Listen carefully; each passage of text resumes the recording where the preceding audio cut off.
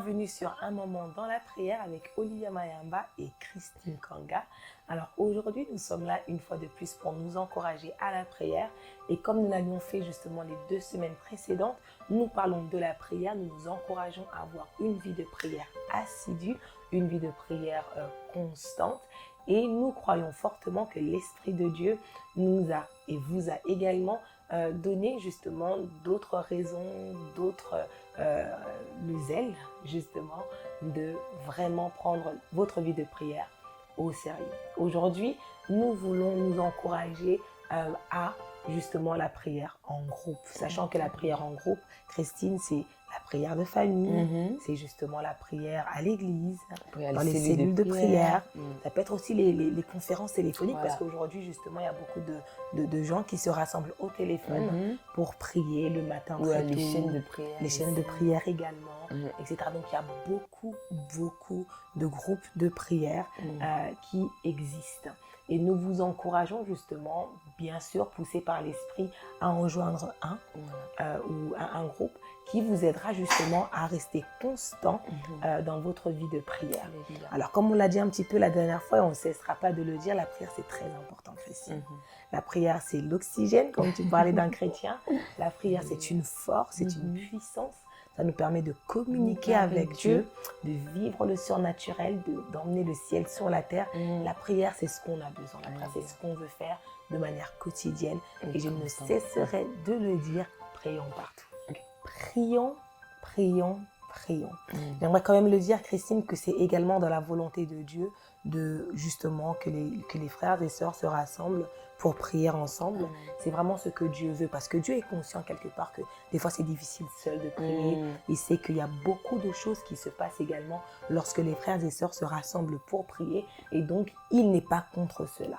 Donc je vais prendre un verset, si ça ne te dérange pas. Donc on est dans Matthieu 18, excuse-moi. Matthieu 18 dans son verset 20. Et là, la Bible dit, car là où 2 ou 3 sont assemblés en mon nom, je suis au milieu d'eux. Ça, c'est les paroles de Jésus-Christ dans l'évangile de Matthieu 18, verset 20. Donc voilà, Jésus-Christ le dit clairement, que lorsque 2 ou 3 sont rassemblés en son nom, à ce moment-là, il est au milieu d'eux.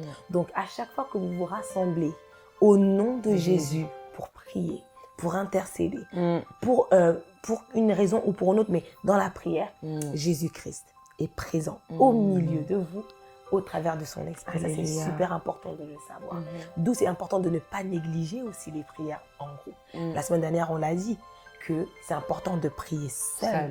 Mais Jésus-Christ nous le dit encore, notre maître par excellence, nous le dit justement que lorsque 2 ou 3 se rassemblent en prière en son nom, il y a un accord qui s'est fait. Et l'accord, c'est de prier au nom de Jésus. L'accord, c'est de laisser Dieu comme étant le centre, le maître de tout. À ce moment-là, il est là, présent, au milieu. Je sais, Christine, qu'il y a beaucoup de gens qui disent que voilà, j'ai pas besoin d'aller à l'église, il n'y a pas besoin d'église. Moi, mon corps, c'est le temple de l'Esprit de Dieu. Nous sommes l'église, le cœur, c'est... Oui, d'accord. Mais Jésus-Christ, lui qui est celui que nous suivons, lui sur lequel nous nous reposons, dira ceci. Lorsque 2 ou 3 se rassemblent, à ce moment-là, il est au milieu. Et surtout, moi, ce que j'aime bien, comme tu as précisé, tu as bien dit en son nom. C'est-à-dire que ce n'est pas au nom de quelqu'un d'autre, c'est vraiment au nom de Jésus. C'est-à-dire que même quand on se rassemble avec des frères et sœurs, on doit garder le même objectif, que nous nous rassemblons au nom du Seigneur Jésus. Ça veut dire que quand on dit au nom, ça veut dire que c'est pas, c'est nos vies en fait. Quand on dit le nom, on est en fait en accord avec le nom du Seigneur Jésus. Et c'est pas peut-être on va s'assembler, oui, je m'assemble avec des frères et sœurs en Christ, mais on n'a pas la même vision, on vient, on se met ensemble. Non, c'est vraiment au nom du Seigneur qu'on doit venir tous ensemble, et c'est biblique. Ça veut dire que les personnes qui disent, comme tu as dit, que j'ai pas besoin des frères et sœurs et que je peux vivre ma vie chrétienne seule, c'est pas vrai.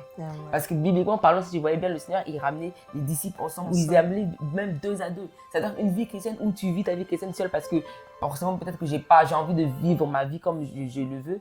C'est pas biblique en fait. On doit tous être ensemble. Amen. Pourquoi ? Parce que nous n'avons qu'une seule mission, c'est justement, nous avons un seul intérêt, justement, c'est que la gloire de Dieu soit manifeste et révélée. Nous voulons justement donner la bonne nouvelle. Mais là, nous parlons de la prière. Et par rapport à la prière, nous savons qu'il y a des choses qui se font lorsque les hommes et les femmes se rassemblent ensemble au nom de Jésus avec cet accord-là. Et je vais prendre un autre verset, ça ne dérange pas.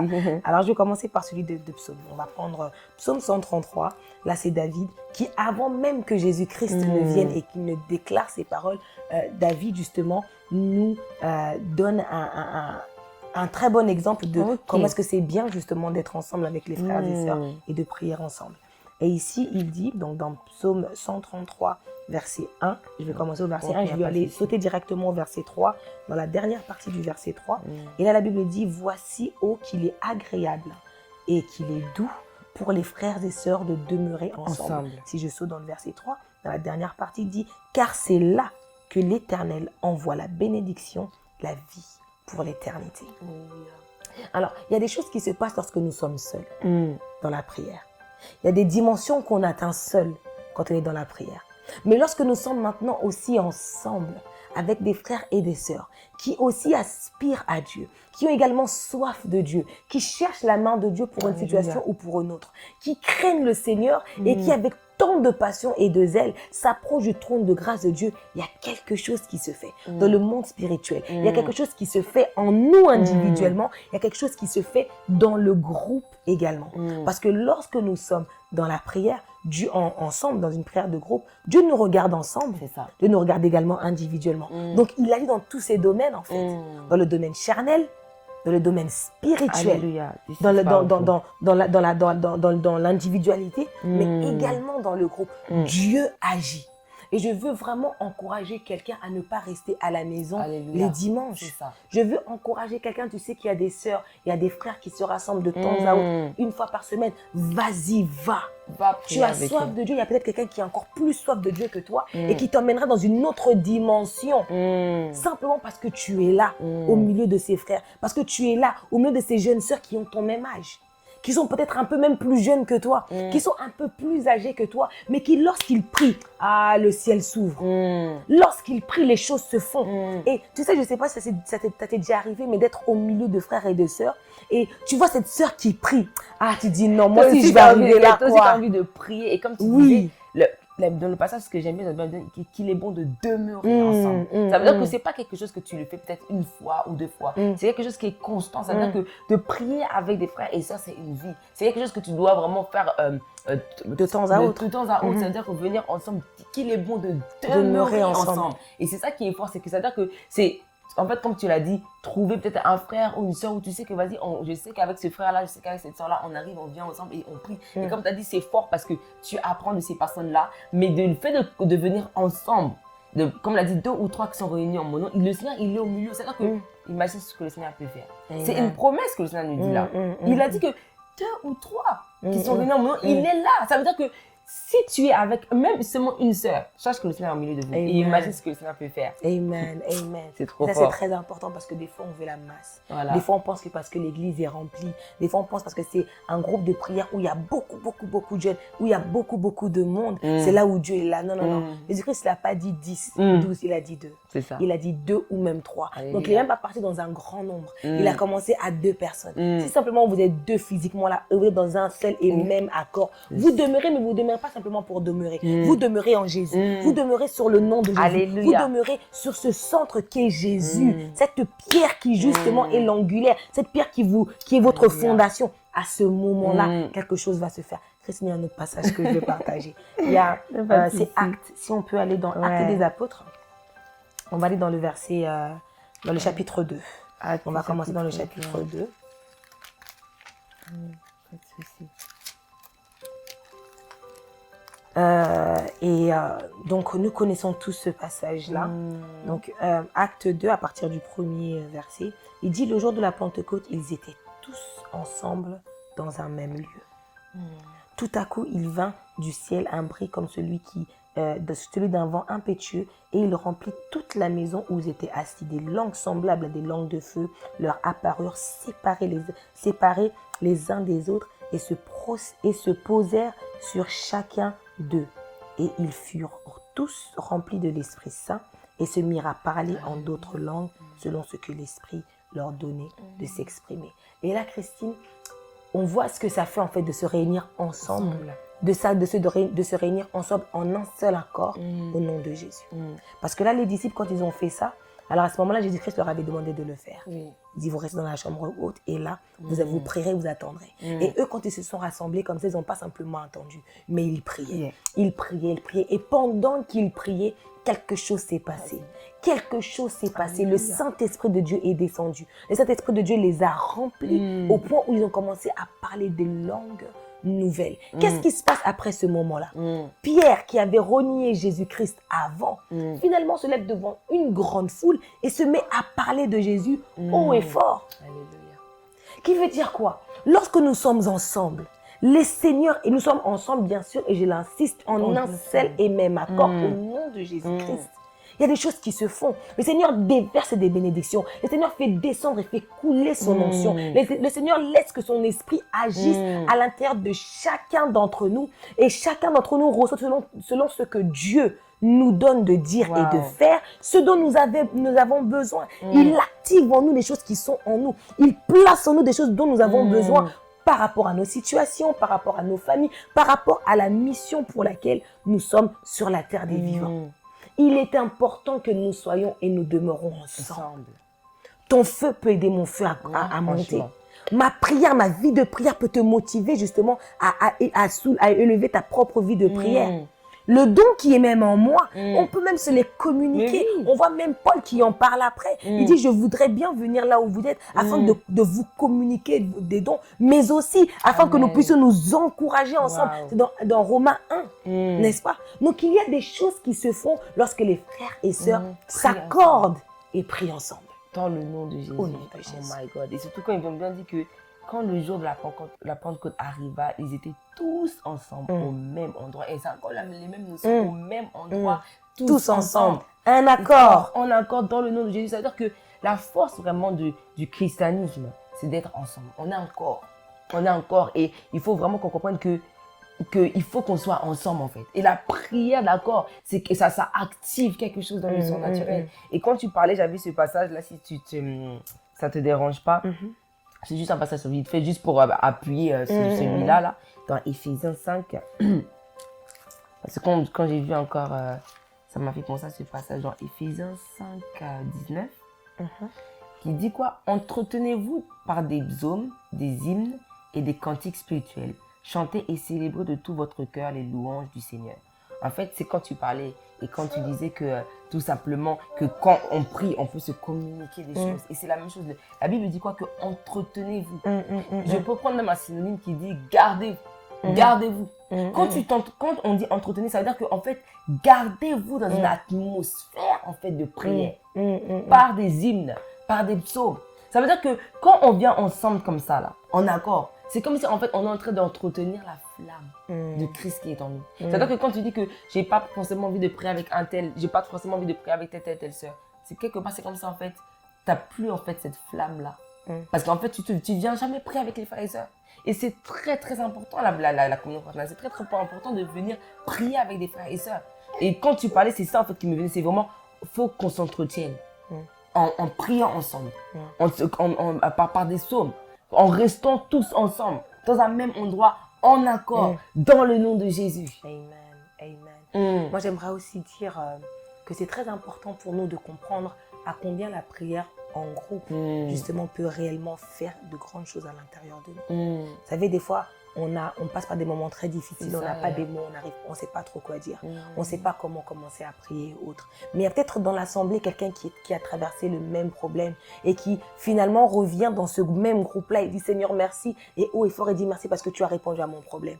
J'ai traversé cette chose-là, j'ai vécu cette chose-là, et elle dit la chose par exemple, elle appelle la chose par son nom. Et toi qui entends ça, qui était dans cette même chose-là, tu vas maintenant développer la foi. Et tu vas maintenant te lever et dire, Seigneur, je sais que tu peux le faire. Moi aussi, j'ai tel problème. Aide-moi par rapport à cette chose-là. Mais aussi, lorsqu'on est ensemble, en accord, dans le nom de Jésus, et qu'on sait peut-être que la sœur un tel a un problème, le frère un tel a un problème, et bien quelque part, on va commencer à prier pour les uns et les autres.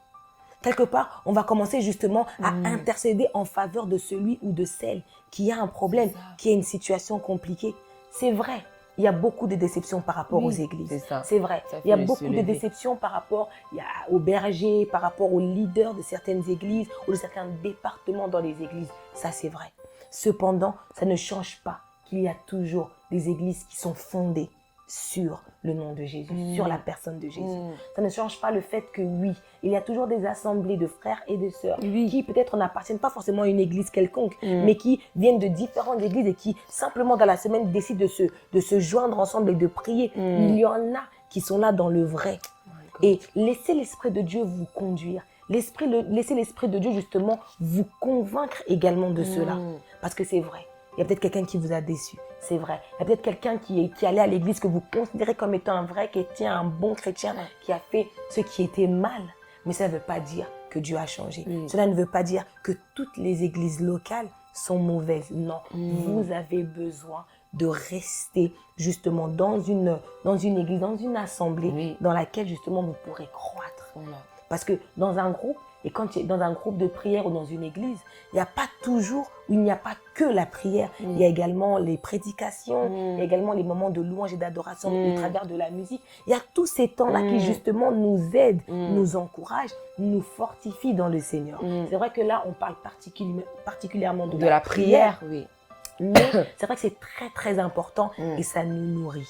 Donc j'ai envie de dire à quelqu'un, oui, si vous êtes à la maison et que vous n'allez pas à l'église, priez au Seigneur. Demandez-lui de vous diriger, de diriger vos pas et pour que vous puissiez trouver une assemblée où vous pourrez vous réunir avec des frères et des sœurs. Mais aussi si par exemple vous entendez des frères et des sœurs dont vous considérez comme étant des bons frères et des bonnes sœurs en Christ qui craignent le Seigneur, pourquoi pas rejoignez-les dans leurs prières de cellule, dans les prières de téléphone. Je vous assure qu'il y a un grand impact. Je vais donner mon exemple, Christine.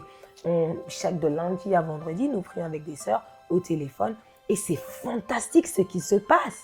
C'est fabuleux ce qui se passe. Il y a même des gens qu'on avait invités au départ qui étaient un peu sceptiques par rapport à la chose. Mais aujourd'hui, elle dit non, la sœur Olivia, franchement, j'y croyais pas. Mais t'es dit, c'est peut-être pas sérieux, on sait jamais. En même temps, chacun dans son coin, on sait pas trop ce qui se passe, on sait pas trop qui se connecte et tout. Mais je vois la main de Dieu. J'ai vécu la main de Dieu au téléphone, dans la prière avec vous. Et je sais que non, Dieu me voulait là, quoi. Donc j'ai envie de dire à quelqu'un, oui, il est doux, il est bon et agréable pour les frères. C'est trop fort. Et j'avais ce passage quand tu parlais, à chaque fois quand tu parles, là, quelque chose qui remonte.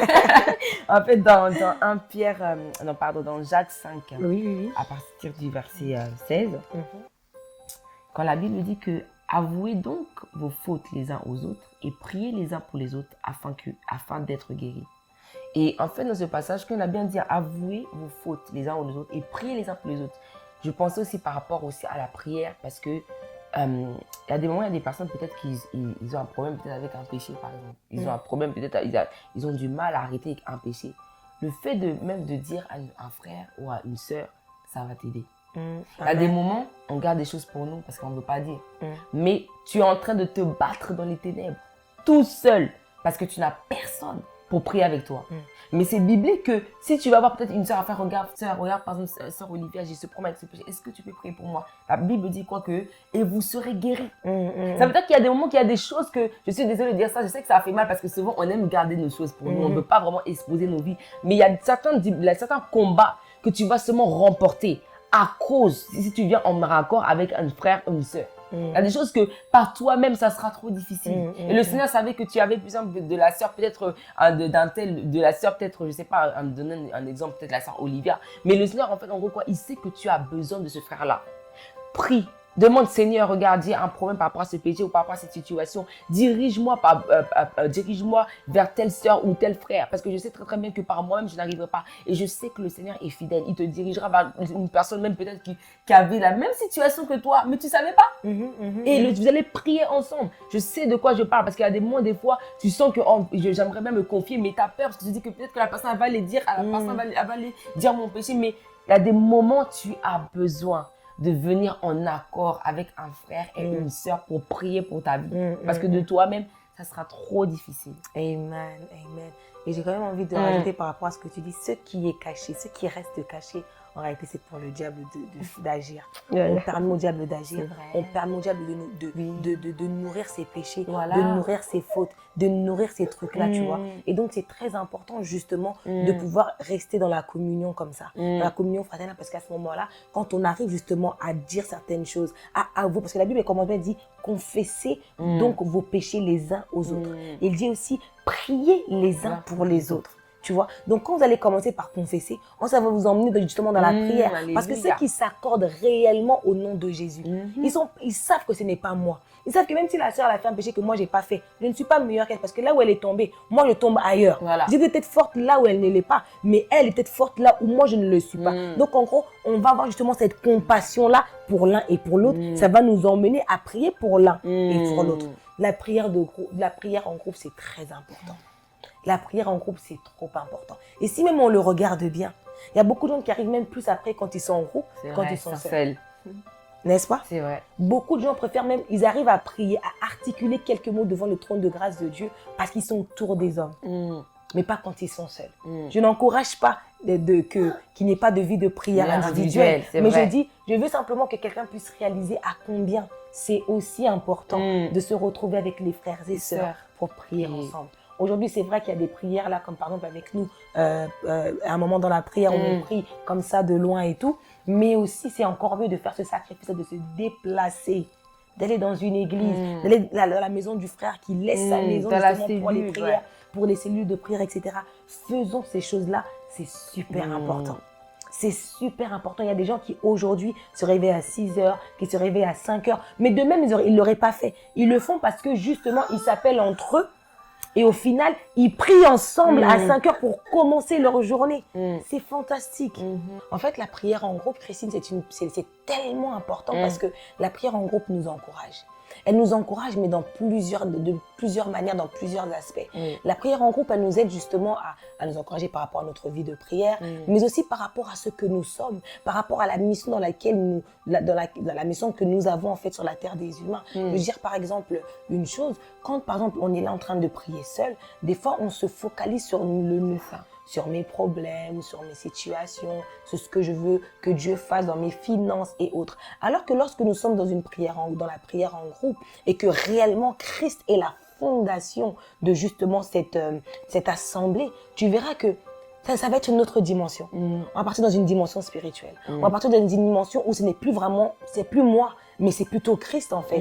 Qu'est-ce que Christ veut? Je veux plus de toi. J'ai soif de toi. On va peut-être prier pour, je sais pas, les dons qui sont en nous, d'être manifestes, pour peut-être toucher les cœurs des autres au travers de notre propre personne par Christ qui vit en nous. Il y aura vraiment une autre dimension, un autre élan en fait dans la prière qui va faire qu'au final, c'est même plus nous, mais c'est plutôt Christ et la mission pour laquelle nous sommes sur la terre des vivants. Par exemple, dans Romains 1, versets 11 à 12, donc Romains 1, 11 et 12, la Bible dit « Car je désire vous voir pour vous communiquer quelques dons spirituels afin que vous soyez affermis, ou plutôt, afin que nous soyons encouragés ensemble au milieu de vous par la foi qui nous est commune à vous et à moi. » Amen.